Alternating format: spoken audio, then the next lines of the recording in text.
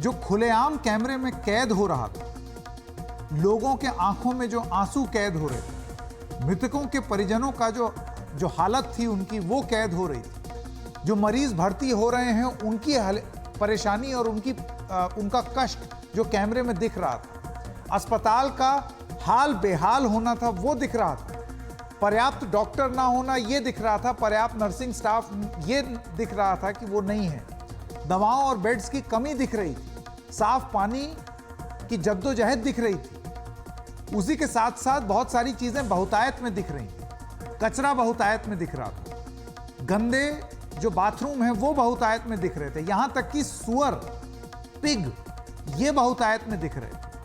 ये उस प्रदेश का हाल है जहां पर यह दावा किया जाता है कि हेल्थ व्यवस्था यानी कि स्वास्थ्य के लिए बजट 4 गुना कर दिया गया।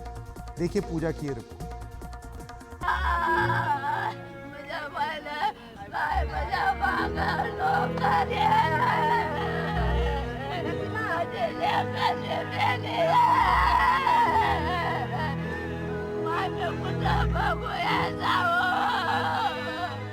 नांदेड़ के कुर्ला का ये परिवार इस उम्मीद में इस अस्पताल में आया था कि घर में नन्ही किलकारियां गूंजेंगी, लेकिन नांदेड़ के इस अस्पताल में उसे बस रुलाई ही मिली है। 21 साल की अंजलि को जो बच्चा हुआ वो पूरी तरह से स्वस्थ था, वजन 4 किलो था, लेकिन उसे बचाया नहीं जा सका।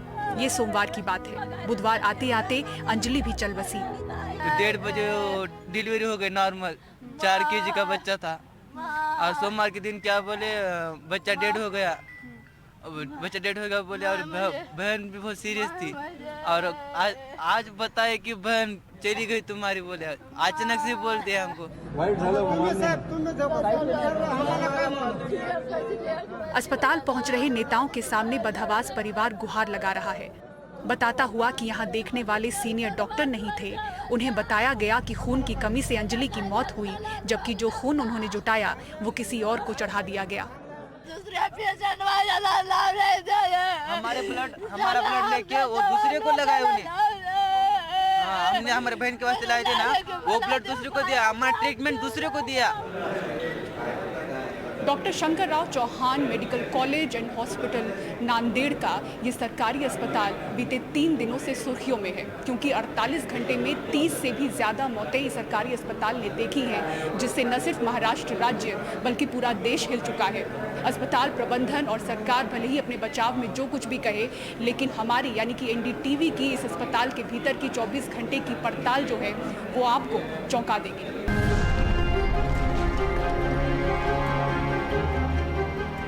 देश के सबसे अमीर राज्य की ये तस्वीर देखिए। परिसर में घूमते सुअर यहाँ के लिए आम हैं। मॅडम सगळं बाहेरच आणावं लागते, काहीच नाही याची सुविधा। यहाँ पे आप लोग टॉयलेट इस्तेमाल नहीं कर रहे? कुछ भी नहीं मिल रहे, यहाँ के सब बाहर जाना, बाहर का लाना। देखो एक 500 का इंजेक्शन है, देखो तुम मेरे पास आए, बताओ क्या तुम्हारे को? बाहर से बोला है लाने के लिए आपको दवा? बाहर से बोला है लाने के लिए खरीद के? हाँ बाहर से ला रहे सब। कैंटीन में काम करते हैं हम, यहाँ पे इतना रोज हम साफ सफाई करते हैं यहाँ पे। हाँ पर ये तो गंदगी की बहुत ज्यादा दुर्गति है। इसमें दिन भर से लोग आते ना यहाँ पे, दोनों तो करते ही। सफाई कर्मचारी कहते हैं जहां एक वार्ड में 2 से 3 कर्मचारी होने चाहिए, वहां एक कर्मचारी पर 2 से 4 वार्ड की जिम्मेदारी रहती है। वार्ड नंबर 1 को 2-3 कर्मचारी ऐसा रहना चाहिए। एक कर्मचारी 2-2 वार्ड कहाँ से संभालेगा? एक कर्मचारी 2-2 वार्ड 3-3 वार्ड कहाँ से संभालेगा? एक कर्मचारी 4 पे वार्ड संभालता, 4 वार्ड संभाल सकता क्या बताओ आप? एक कर्मचारी 4 वार्ड संभाल रहा है, जबकि एक वार्ड में 2 से 3 कर्मचारी होने। हाँ एक वार्ड में 4 कर्मचारी रहते। वार्ड नंबर 18 की आप तस्वीर देखें। हम किसी तरह से अस्पताल के अंदर आ पाए। गर्भवती महिलाओं के वार्ड नंबर 18 में देखा एक बेड पर 2 से 3 मरीज। एक को बेड नहीं मिला तो जमीन को ही बेड बना लिया। 10 दिन अब ऐसे ही काटने हैं। एक बेड पे 2 लोग कैसे आप लोग मैनेज कर रही हैं? क्या करना है, ऐसे करना पड़ रहा। सबसे ज़्यादा जो मरीजों की संख्या है वो इन महिलाओं की है, गर्भवती महिलाओं की है यहाँ पर, तो इनके लिए ये बंदोबस्त होना चाहिए। और एक महिला आप देखें ज़मीन पर ही यहाँ पर बैठी हुई हैं। आपके लिए बेड नहीं है मैडम? इस पर नहीं, आप ज़मीन पे बैठी इसलिए आपसे बात कर रही थी। आपके लिए बेड नहीं है यहाँ पर? नहीं। इस पूरे वार्ड में देखें स्टाफ के नाम पे कोई नज़र नहीं आ रहा। कचरा आप नीचे भी देख सकते हैं आसपास किस तरह से, और गर्भवती महिलाएं हैं यहाँ पर, किस तरह से उन्हें इन्फेक्शन का आप सोच सकते हैं कि खतरा रहता है। और आप यहाँ के बाथरूम की भी हालत देखिए, यहाँ कैसे आप लोग जाते हैं? क्या जाते इस्तेमाल करते हैं क्या इसका? नहीं, बाहर जाते, पानी नहीं बाथरूम में, पानी नहीं है बाथरूम में? नहीं पानी नहीं है। इधर एक बाथरूम है, लेकिन ये जो वार्ड के अंदर का बाथरूम है ये काम नहीं, इसमें पानी नहीं है। नहीं। ये सब दवाखाने में वैसे है।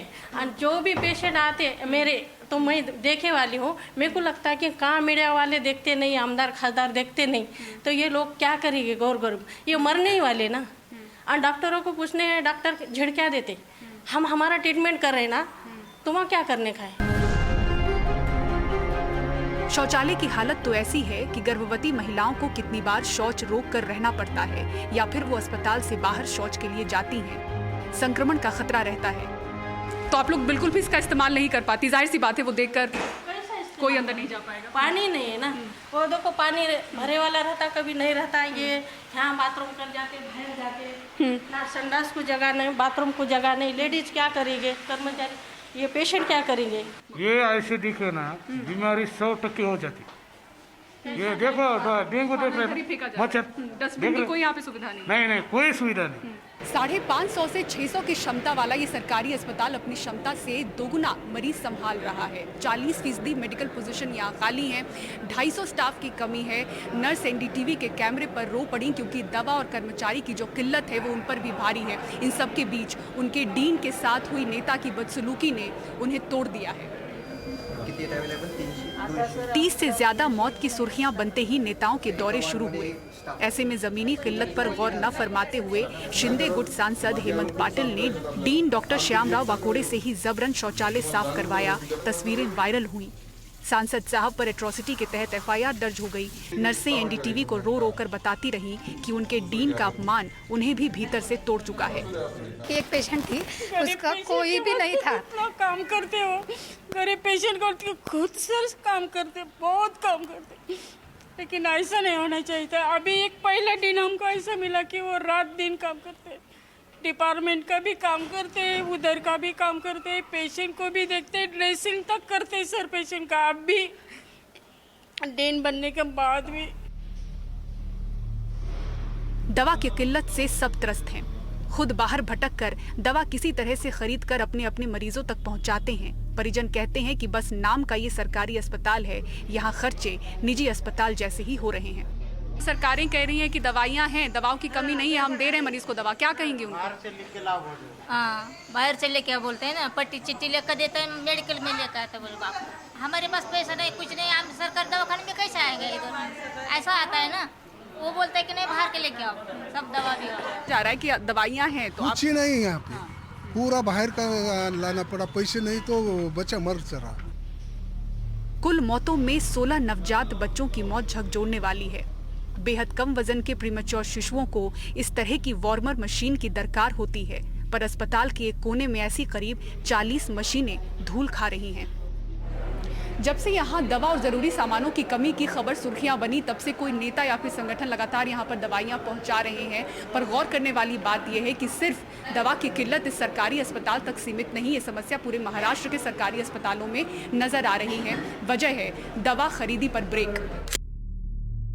सरकारी सुविधाओं को दवा आपूर्ति करने वाली हैफकिन बायोफार्मास्यूटिकल ने मेडिकल कॉलेजों और सरकारी अस्पतालों में दवाओं की आपूर्ति के लिए सामान्य वार्षिक औसत 2000 ऑर्डर के मुकाबले इस साल केवल 10 से 12 ऑर्डर ही दिए हैं।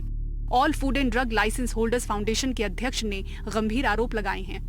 अमूमन पूरे वर्ष फाइनेंशियल ईयर के अंदर देखा जाए तो हैफकिन के ने तकरीबन हम कह सकते हैं कि 2000 तक ऑर्डर प्रति वर्ष वो प्लेस करता है महाराष्ट्र के मेडिकल कॉलेज और साथ ही साथ डीएचएस के हॉस्पिटल को दवा सप्लाई करने के लिए, जहां पर इस वर्ष उन्होंने सिर्फ 12 ऑर्डर प्लेस किए हुए हैं। और इससे ये समझ में आता है कि ये जो मेडिकल कॉलेज है और जो डीएचएस के हॉस्पिटल्स हैं उनमें दवाओं की किल्लत कितनी होगी।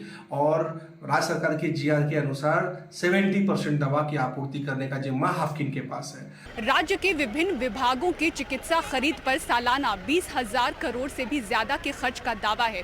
सवाल है कि ये खर्च हो कहाँ रहा है। धूल खाते उपकरण, दवा, कर्मचारियों की भारी किल्लत और इस बीच 300 से भी ज्यादा डॉक्टरों का अचानक ट्रांसफर स्वास्थ्य विभाग की पोल खोल रहा है। इस सरकारी अस्पताल पर सिर्फ एक जिले की नहीं बल्कि आसपास के अकोला, परभणी, यवतमाल, हिंगोली, तेलंगाना के भी मरीज आते हैं। वहाँ का भी भार है। इस सोच के साथ वो आते हैं कि मुफ्त में अच्छा इलाज हो, लेकिन सच्चाई आपके सामने है।